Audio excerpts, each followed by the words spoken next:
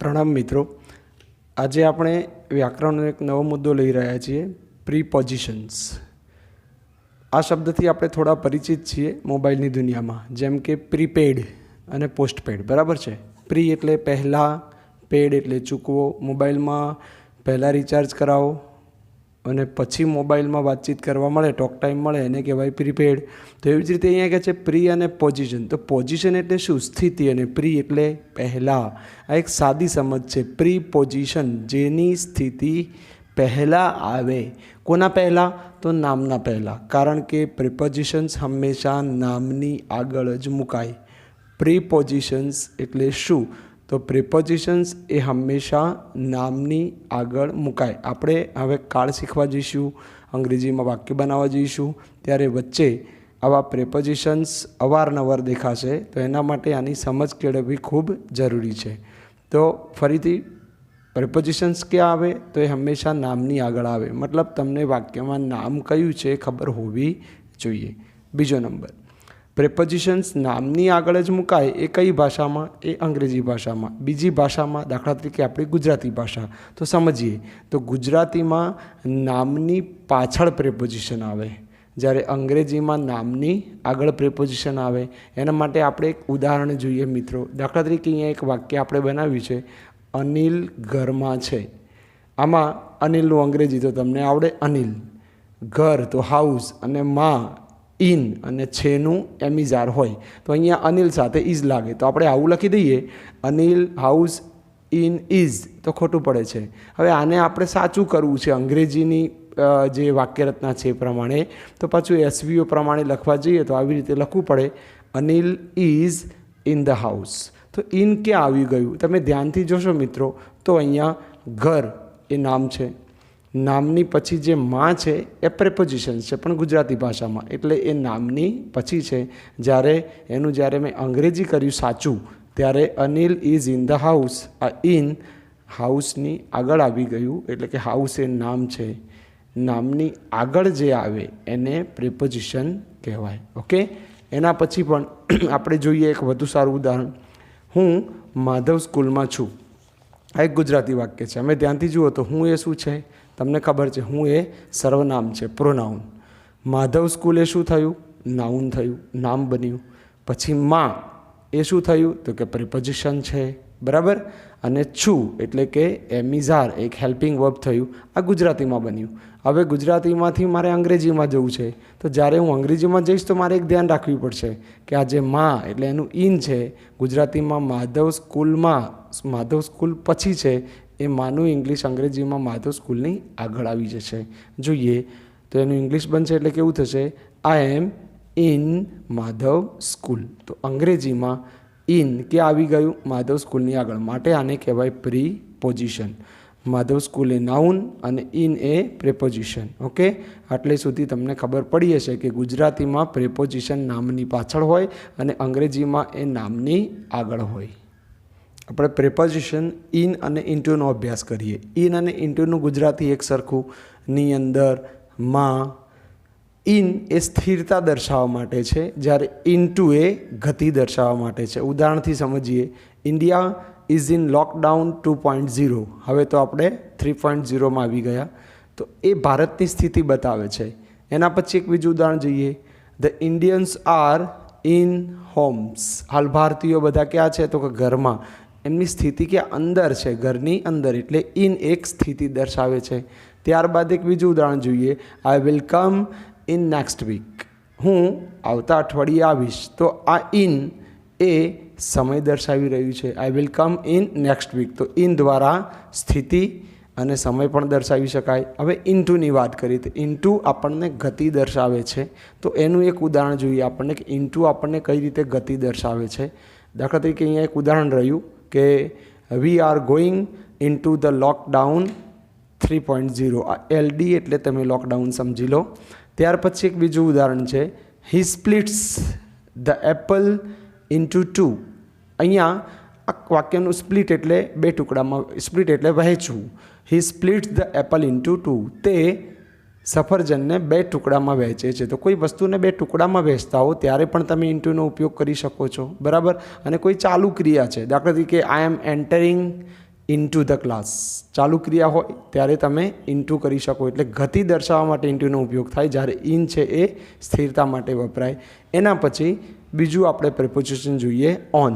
ઓનનું ગુજરાતી શું લઈશું મિત્રો? ઓન એટલે ઉપર. પહેલાં તો ઓન આપણે પહેલાંથી સમજતા આવે છે કે કોઈ પણ વસ્તુની 2 સપાટી અડકેલી હોય ત્યારે આપણે ઓનનો ઉપયોગ કરી શકીએ. દાખલા તરીકે we are on the earth, આપણે પૃથ્વી ઉપર છીએ, બરાબર છે. ત્યારબાદ the pen is on the bench, pen bench ઉપર પડેલી છે, સપાટી અડકેલી છે, માટે આપણે ત્યાં શાનો ઉપયોગ કરી શકીએ? ઓન. ત્યાર પછી લખેલું છે you can come on Monday. તો આમાં ઓન સમય દર્શાવી રહ્યો છે, તમે ધ્યાનથી જોશો તો you can come on Monday, તમે સોમવારે આવી શકો છો. તો અહીંયા ઓન સમય દર્શાવી રહ્યો છે. ત્યારબાદ he is on the bus, તે બસની ઉપર છે, એની સ્થિતિ બતાવે છે, સાથે સ્થળ બતાવે છે. ક્યાં છે? બસની ઉપર. સ્થિતિ ક્યાં છે? એની ઉપરની બાજુ. તો ઓનના ઉપયોગ આ રીતે છે. ઓવર. ઓવર એટલે પણ ઉપરની ઉપર. 2 સપાટી વચ્ચે જગ્યા કે અંતર હોય. ઓન ક્યારે વપરાય? 2 સપાટી વચ્ચે જગ્યા કે અંતર ન હોય ત્યારે. જ્યારે ઓવર 2 વસ્તુની સપાટી વચ્ચે જગ્યા કે અંતર હોય ત્યારે. દાખલા તરીકે the fan is over my head, પંખો મારા માથાની ઉપર છે. માથા અને પંખા વચ્ચે જગ્યા છે. એક વસ્તુ ઉપર બીજી વસ્તુ છવાઈ જાય ત્યારે પણ ઓવર વાપરી શકાય. દાખલા તરીકે વસ્ત્રાલ ઉપર ધુમ્મસ છવાઈ ગયું છે, નદી ઉપર ધુમ્મસ છવાઈ ગયું છે, પર્વતો ઉપર વાદળો આવી ગયા છે. તો the clouds are over the mountain. એવી જ રીતે the fog is over the river, fog એટલે ધુમ્મસ, ધુમ્મસ નદીની ઉપર છવાઈ ગયું છે. તો ઓવરનો પહેલો ઉપયોગ 2 સપાટી વચ્ચે, 2 વસ્તુની સપાટી વચ્ચે જગ્યા કે અંતર હોય ત્યારે. બીજો ઉપયોગ એક વસ્તુ પર બીજી વસ્તુ છવાઈ જાય ત્યારે. ત્યાર પછી અબવ. અબવ એટલે પણ ની ઉપર. મિત્રો જોયું ઓન, ઓવર અને અબવના ગુજરાતી એક સરખા છે પણ એના ઉપયોગો અલગ અલગ છે. અબવ એટલે ઉપર, વસ્તુની ઉપર વસ્તુ ટીંગાડેલી કે લટકાવેલી હોય. દાખલા તરીકે એક દિવાલ ઉપર એક ફોટો છે અને ફોટોની ઉપર એક એસી લગાવેલું છે અને એસી અને ફોટો વચ્ચે જગ્યા છે ત્યારે આપણે કહી શકીએ કે the AC is above the photo. એવી રીતે અહીંયા જે અબવનું ઉદાહરણ છે એ આપણે સમજીએ કે એબવ કઈ રીતે લેવું. તો ઉદાહરણ તરીકે દિવાલ ઉપરનું જે મેં તમને કહ્યું ઉદાહરણ એવી રીતે કે the AC is above the board. ચલો BOARD ગુજરાતી શું થશે? ક્લાસરૂમની સ્થિતિ હોય, બોર્ડની ઉપર એસી લગાવેલું છે ત્યારે તમે ત્યાં કહી શકો છો કે એસી ક્યાં છે? તો બોર્ડની ઉપર, જે ઉપર છે, ટીંગાડેલું છે. પહેલો નિયમ. ચલો અબવનો બીજો ઉપયોગ શું થાય? તો અબવ એક સ્થિતિ બતાવે છે. સ્થિતિ એટલે કઈ રીતે સમજીશું આપણે? સ્થિતિ એટલે શું? અહીંયા જોઈએ, હી લીવ્સ, તે રહે છે, અબવ માય ફ્લેટ, મારા ફ્લેટની ઉપર રહે છે. મતલબ એ ફ્લેટમાં રહે છે, મારાથી ઉપરનો જે ફ્લેટ છે એના ઉપર એ સ્થિતિ બતાવે છે. એવી જ રીતે નીચે હોય તો આપણે બિલો કહી શકીએ અને ઉપર છે તો અબવ કહી શકીએ. તો અબવનો આ એક બીજો ઉપયોગ સ્થિતિ. એ સિવાય અબવ એ ઉંમર પણ દર્શાવે છે. દાખલા તરીકે મારી ઉંમર 40થી ઉપર છે તો આઈ એમ અબવ 40s. તમારી ઉંમર 10થી ઉપર હોય તો તમે કહી શકો માય એજ ઇઝ અબવ 10. એવી રીતે ઉંમર સિવાય તમે વજન દર્શાવવા માટે પણ અબવનો ઉપયોગ કરી શકો કે his weight is above 70 kg, તેનું વજન 70 કિલોથી ઉપર છે. એવી રીતે ગુણ દર્શાવવા માટે પણ અબવનો ઉપયોગ થાય છે. દાખલા તરીકે દેવ ગોટ માર્ક્સ અબવ 95. દેવે 95થી ઉપર માર્ક્સ મેળવ્યા. તો અબવથી આપણે સ્થિતિ, ઉંમર, વજન, ગુણ, એ સિવાય આપણે ભાવ કે કિંમત વિશે વાત કરતા હોઈએ ત્યારે પણ આપણે આનો ઉપયોગ કરી શકીએ. દાખલા તરીકે કોઈક ટી શર્ટ છે, ટી શર્ટની કિંમત 500 રૂપિયાથી ઉપર છે તો શું કહી શકીએ આપણે? This T shirt cost, cost એટલે કિંમત થવી, અબવ ₹500. તો અબવનો આ ઉપયોગ પણ ભાવ અને કિંમત દર્શાવે છે. એવી જ રીતે બિલો છે. બિલો એટલે નીચે. આ ઉપરના દરેક ઉદાહરણોમાં તમે અબાઉની જગ્યાએ બિલો મૂકી દો તો અર્થ શું થઈ જશે એનો? નીચે. દાખલા તરીકે ટી શર્ટની કિંમત 500 રૂપિયાથી નીચે છે. બસ ખાલી તમારે કરવાનું છે શું? અબાઉની જગ્યાએ શું મૂકી દો? બિલો. ધીસ ટી શર્ટ કોસ્ટ્સ બિલો ₹500. એવી જ રીતે ગુણની બાબતમાં કહેવું છે કે એને 95થી ઓછા માર્ક્સ છે તો અબાઉની જગ્યાએ શું કરી દો? બિલો. ઉદાહરણ કેવું બનશે? દેવ ગોટ માર્ક્સ બિલો 95. એવી જ રીતે અબાઉની જગ્યાએ બિલો 70 kg.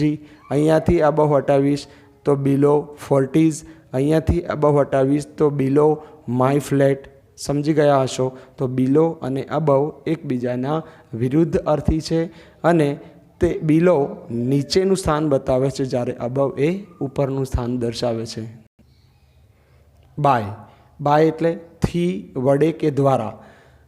બાયનો પહેલો ઉપયોગ છે કોઈ મુસાફરી કરતા હો તમે અને મુસાફરી કરતા વાહનના 2થી વધારે પૈડાવાળા સાધન હોય તો જ, અથવા તો જેને પૈડા જ ના હોય, એક સાદી ભાષામાં કહીએ ત્યારે તમે બાય વાપરી શકો. દાખલા તરીકે એક ઉદાહરણ છે કે હી ટ્રાવેલ્ડ બાય એ કાર.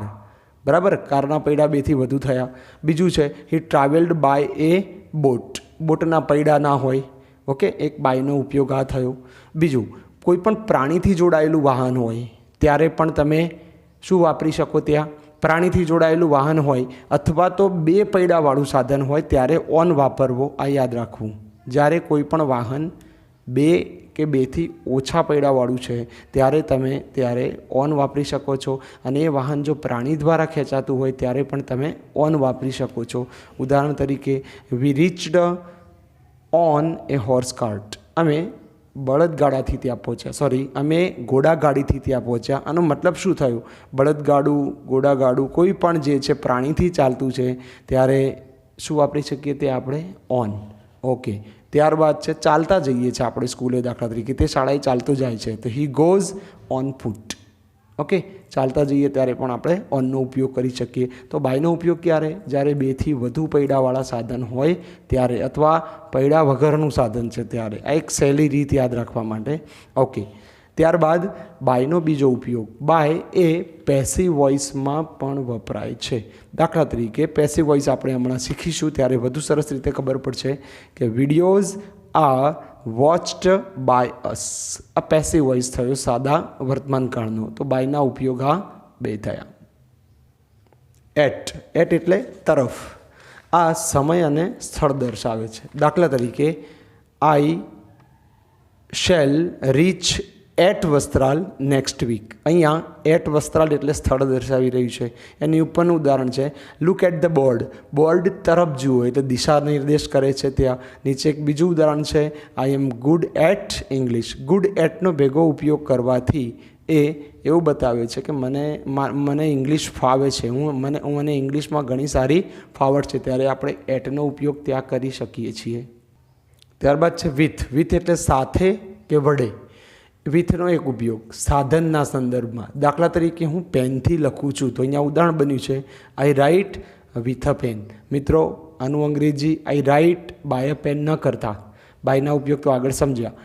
વિથનો બીજો ઉપયોગ 2 વસ્તુ કે વ્યક્તિ સાથે હોય. દાખલા તરીકે આઈ એમ વિથ નરેન્દ્ર મોદી. હું નરેન્દ્ર મોદીની સાથે છું. ઓકે, આ વ્યક્તિના સંદર્ભમાં. હવે વસ્તુના સંદર્ભમાં જોઈએ તો અહીંયા એક લખ્યું છે કે I test pakodi with card. Card એટલે દહીં. હું દહીં સાથે પકોડીની મજા લઉં છું અથવા ચાખું છું. તો આ વિથના ઉપયોગ થયા. વિથ સિવાય આપણી પાસે છે વિથઆઉટ. વિથના પછી એક પાછો પોઝિશનમાં વર્ડ આવ્યો છે આઉટ એટલે વિથઆઉટ એટલે ની વગર. તો વિથઆઉટના ઉદાહરણો જોઈએ આપણે મિત્રો. દાખલા તરીકે એ શબ્દોના તમને ગુજરાતી યાદ રહે એટલે ઘણું છે. વિથઆઉટ ની વગર. I can not leave.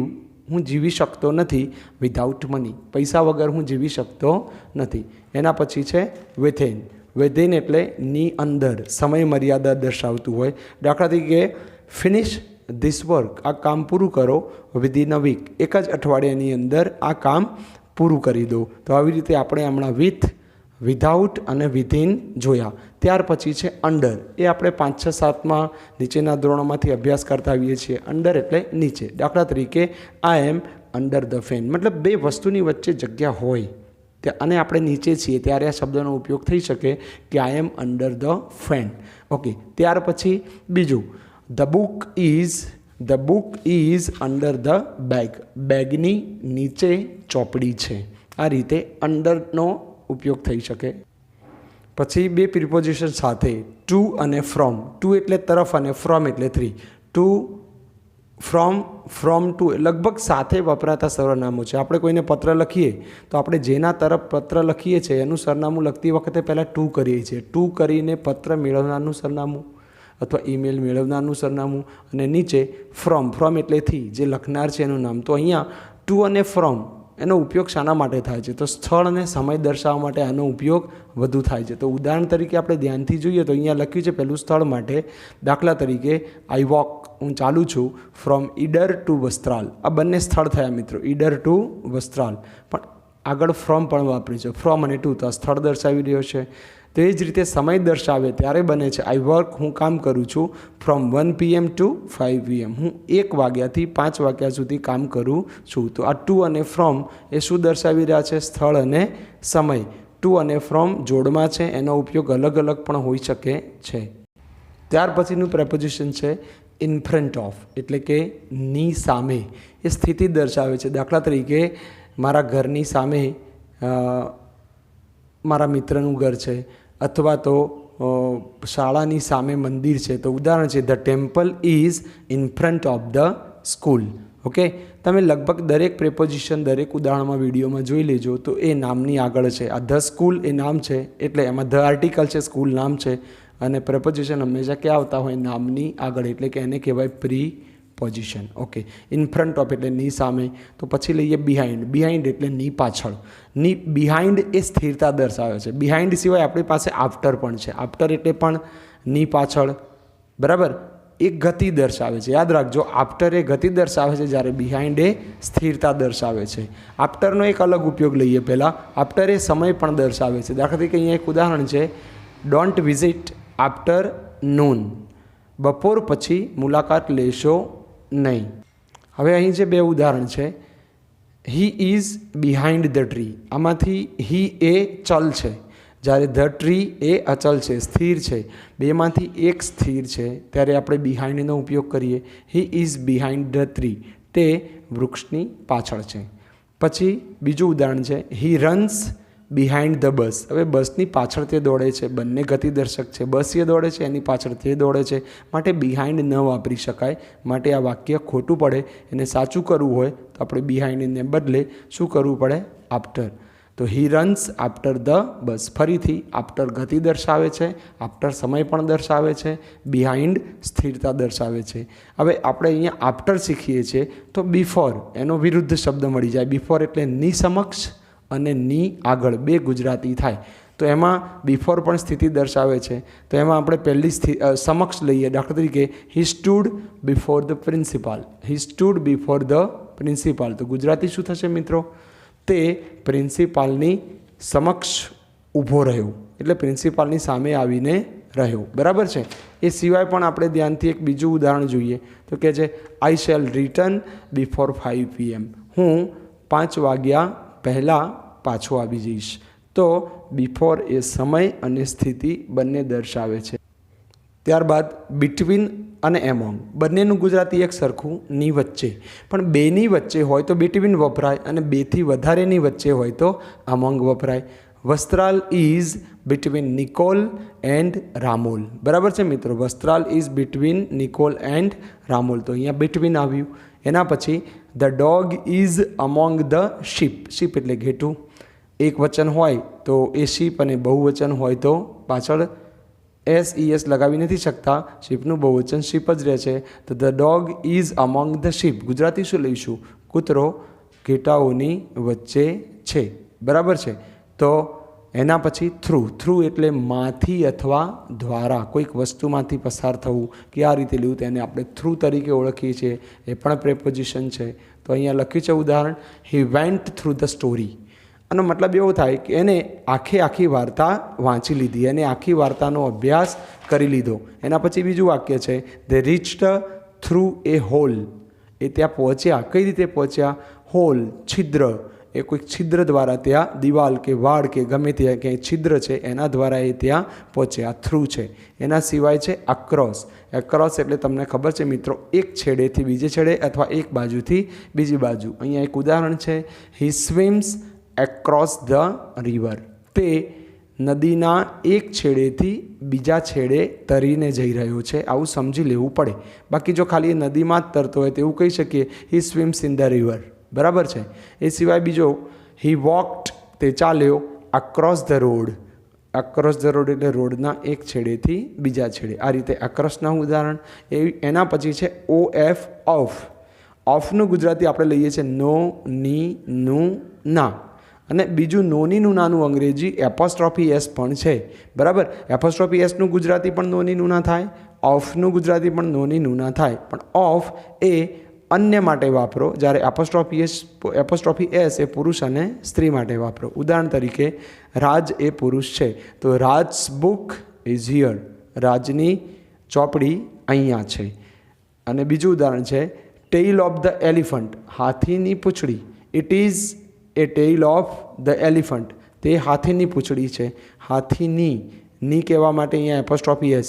It is the elephants tail ના કહી શકાય, it is A tail of the elephant. તો ઓફ એ પ્રેપોઝિશન છે. તો તમે જુઓ, એલિફન્ટ એ નામ છે એટલે નામની આગળ આવે એ પ્રેપોઝિશન છે. સિન્સ અને ફોર. સિન્સ એ નક્કી સમય દર્શાવે છે, જ્યારે ફોર એ સમયગાળો દર્શાવે છે. ઉદાહરણ તરીકે, I work for Madhav school. ફોરનું એક બીજું ગુજરાતી માટે પણ થાય. ફોરના બે ઉપયોગ છે, એક સમયગાળો દર્શાવે ને ફોર એટલે માટે. દાખલા તરીકે, I work for Madhav school, હું માધવ સ્કૂલ માટે કામ કરું છું. બીજો ઉપયોગ, આઈ work in Madhav school four 16 years. સમજો મિત્રો, અહીંયા 16 વર્ષ એ નક્કી સમય નથી પણ એક સમયગાળો છે. કઈ સદીના વર્ષ એ કંઈક નક્કી થતું નથી, માટે સમયગાળો દર્શાવવા માટે ફોર વપરાય. સમયગાળો સમજવો પડે. હું એમ કહું કે એક અઠવાડિયાથી હું વાંચું છું તો એ નક્કી સમય નથી. હું 10 દિવસથી વાંચું છું તો એ નક્કી સમય નથી. 57 દિવસથી ભારતમાં લોકડાઉન છે તો એ નક્કી સમય નથી. પણ આપણે એમ કહીએ કે 25મી માર્ચ 2020થી લોકડાઉન છે તો એ નક્કી સમય છે, અને નક્કી સમય થાય ત્યારે સિન્સ વાપરવું પડે. ફરીથી ઉદાહરણ લઈએ, I work in Madhav for 16 years, અથવા તો I work for Madhav for 16 years. જો ફોરના બંને ઉપયોગો મેં લઈ લીધા. અહીંયા ફોરનું ગુજરાતી લઈશ માટે. હું માધવ સ્કૂલ માટે કામ કરું છું 16 વર્ષથી.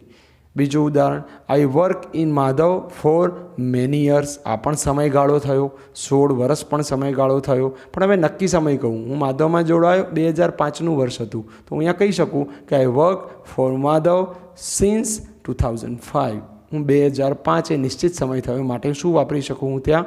સિન્સ. તો સિન્સ અને ફોર વચ્ચેનો આ ભેદ છે. સિન્સ અને ફોર સિવાય આપણે બીજું આગળ એક પ્રેપોઝિશન જોઈએ જેનું નામ છે અબાઉટ. અબાઉટ એટલે ના વિશે. એક નોર્મલ છે, સાદું છે, એટલે અહીંયા ઉદાહરણ ઓછા લીધા છે. I talk about grammar. હું વ્યાકરણ વિશે વાત કરી રહ્યો છું. આ છે અબાઉટ એટલે ના વિશે. I always dream about your progress. હવે અહીંયા બીજો પ્રેપોઝિશન લીધું છે નિયર. નિયર એટલે નજીક. આનું ગુજરાતી પાસે ન બોલતા નજીક બોલો તો વધુ સારું રહેશે. દાખલા તરીકે, my house is near my school. મારું ઘર એ મારી શાળાની નજીક છે. ઓકે. પછી છે અલોંગ. ALONG. અલોંગ એટલે ની સમાંતરે. દાખલા તરીકે, હું ચાલવા નીકળ્યો છું અને જેમ રોડ છે એ પ્રમાણે ચાલ્યું છું. એકચ્યુઅલી મિત્રો આપણે રોડ ઉપર ના ચાલી શકીએ. રોડ ઉપર એ વ્હીકલ ચાલી શકે, દોડી શકે, પણ આપણે રોડની સમાંતરે ચાલી શકીએ. તો એવું કહી શકાય, I walk on the road ના ચાલી શકાય, I walk along the road કહી શકાય, I walk along the river bank કહી શકાય. જેમ જેમ નદી કિનારો છે એ પ્રમાણે હું ચાલું છું. તો એ છે એલોંગ. એ સિવાય છે બિસાઇડ. બિસાઇડ એટલે ની બાજુમાં. એક્ઝેક્ટલી મારી બાજુમાં કોઈ બેઠ્યું છે ત્યારે હું આ શબ્દ વાપરી શકું કે હસમુખ સર સિટ્સ બિસાઇડ મી. એ હંમેશા મારી બાજુમાં બેસે છે. બીજું, I live beside Ashok Patel. મારું ઘર અશોક પટેલની બાજુમાં છે એટલે હું ત્યાં રહું છું. આ થયો બિસાઇડનો ઉપયોગ. તો મિત્રો આજે આપણે મેક્ઝિમમ પ્રેપોઝિશનનો અભ્યાસ કર્યો. તો પ્રેપોઝિશન્સની અંદર તમને ખબર પડી ગઈ હશે, છતાં એકવાર ફરીથી કહી દઉં છું કે કોઈ પણ પ્રેપોઝિશન ક્યાં આવે? કોઈ પણ પ્રેપોઝિશન નાઉન એટલે કે નામની આગળ આવે. હા, નામની આગળ સંભવ છે કે ક્યાંક તમારે આર્ટિકલ મૂકવો પડ્યો હોય. દાખલા તરીકે ઇન ધ હાઉસ, તમે ખાલી ઘરમાં એનું અંગ્રેજી કર્યું તો હાઉસ અને ઇન હાઉસ એના બદલે શું લખ્યું હોય ત્યાં? In the house. પણ પ્રેપોઝિશન એ હંમેશા નામની આગળ આવતો અવ્યય છે.